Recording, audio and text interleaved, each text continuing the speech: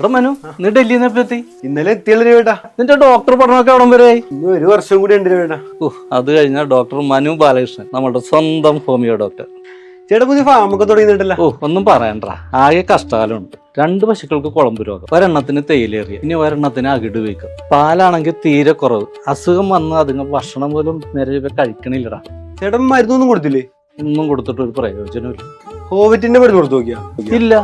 ആ രാഘവേട്ടനും പറഞ്ഞു കോവിറ്റിനെ കുറിച്ച് നല്ല മരുന്നാണ്. അതെ ചേട്ടാ, മൃഗങ്ങളുടെ ഹോമിയോപ്പതിയിൽ നല്ല റിസൾട്ടുള്ള മരുന്നുകളാണ് കോവിറ്റിന്റെ. അറിവും പ്രവൃത്തി പരിചയവും പാരമ്പര്യവുമുള്ള ക്യൂറൽ ഹോമിയോ ഫാർമസിയുടെ വെറ്റിനറി മെഡിസിൻ ബ്രാൻഡാണ് ഹോവറ്റ്. ചേട്ടൻ ഈ പറഞ്ഞ എല്ലാ അസുഖത്തിനുള്ള മരുന്ന് ഹോവറ്റിലുണ്ട്. പിന്നെ ഹോമിയോ മരുന്നായതുകൊണ്ട് സൈഡ് എഫക്ട്സ് ഇല്ല.